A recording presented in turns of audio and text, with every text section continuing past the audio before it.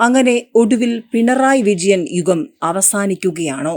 CPM-ൽ പിണറായി യുഗം അവസാനിക്കുന്നു എന്ന വിമർശനവുമായി പ്രതിപക്ഷവും മാധ്യമങ്ങളും സോഷ്യൽ മീഡിയയും മാത്രമല്ല പാർട്ടിക്കുള്ളിൽ തന്നെ മുറുമുറുപ്പ് ഉയർന്നു കഴിഞ്ഞു. മുഖ്യമന്ത്രിയുടെ മകൾ വീണ വിജയനുമായി ബന്ധപ്പെട്ടുള്ള മാസപ്പടി കേസിൽ SFIO അന്വേഷണം തുടരുമ്പോൾ CPM-ന് വരും ദിവസങ്ങളിൽ കൂടുതൽ ചോദ്യങ്ങൾക്ക് ഉത്തരം പറയേണ്ടി വരും.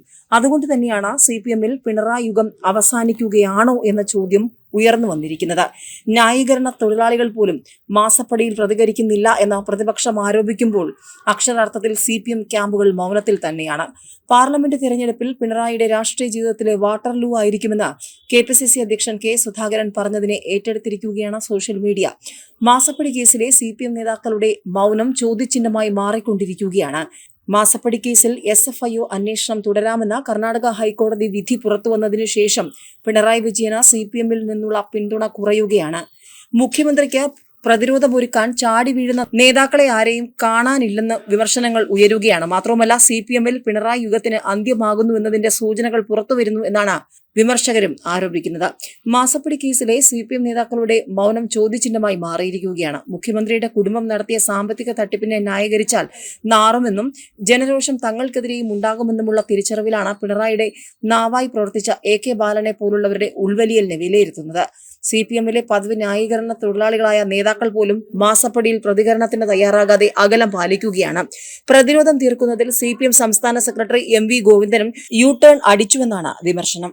അവിടെ കൊണ്ടും തീർന്നില്ല. കമിഴ്ന്നു വീണാൽ കാൽപ്പണവുമായി പൊങ്ങുന്ന അഴിമതിക്കാരാണ് കേരള സർക്കാർ എന്ന വിമർശനവുമായി പ്രതിപക്ഷ നേതാവ് VD സതീശനും രംഗത്ത് വന്നിട്ടുണ്ട്. പിണറായി വിജയൻ മുഖ്യമന്ത്രിയായി ഇരിക്കുമ്പോഴാണ് മകളുടെ ഷെൽ കമ്പനിയിലേക്ക് കോടിക്കണക്കിന് രൂപ പ്രവഹിച്ചതെന്ന് പ്രതിപക്ഷ നേതാവ് VD സതീശൻ.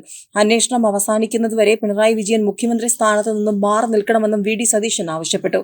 കേരളം ഭരിക്കുന്നത് അഴിമതി സർക്കാരാണെന്ന UDF വാദമുഖങ്ങൾ ശരിവെക്കുന്ന സംഭവങ്ങളാണ് കേരളത്തിൽ നടക്കുന്നത്. മാസപ്പടി വിവാദം ഉണ്ടാകുന്നതിന് മുൻപ് 2021 ഒക്ടോബർ 1 കർണാടകത്തിലെ രജിസ്ട്രാർ ഓഫ് കമ്പനി എക്സാലോജിക്കിനോട് വിശദീകരണം ചോദിച്ചിരുന്നതായി കർണാടക ഹൈക്കോടതി പുറപ്പെടുവിച്ച വിധിന്യായത്തിൽ വ്യക്തമാക്കുന്നുണ്ട്. CMRL മാത്രമല്ല മറ്റു പല സ്ഥാപനങ്ങൾ ഉൾപ്പെടെയുള്ളവർ എല്ലാ മാസവും പണം അയച്ചിട്ടുണ്ടെന്ന ഞെട്ടിക്കുന്ന വെളിപ്പെടുത്തലാണ് വിധിയിലുള്ളത്.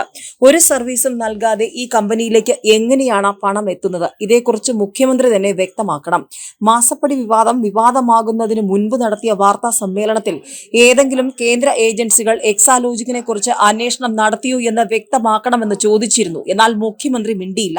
സ്വർണ്ണ കള്ളക്കടത്തിലും ലൈഫ് മിഷനിലും K-ഫോണിലും മെഡിക്കൽ സർവീസസ് കോർപ്പറേഷനിലും ഉൾപ്പെടെ എല്ലായിടത്തും അഴിമതിയാണ്. കമിഴ്ന്നു വീണാൽ കാൽപ്പണവുമായി പൊങ്ങുന്ന അഴിമതിക്കാരാണ് കേരള സർക്കാർ എന്ന് തെളിയിക്കപ്പെട്ടിരിക്കുകയാണ്.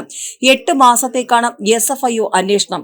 ഇൻകം ടാക്സ് ഇന്ററിംഗ് ബോർഡും രജിസ്ട്രാർ ഓഫ് കമ്പനിയും ക്രമക്കേട് നടന്നിട്ടുണ്ടെന്ന് കണ്ടെത്തിയിട്ടും എന്തിനാണ് ഇതേക്കുറിച്ച് അന്വേഷിക്കാൻ 8 മാസം?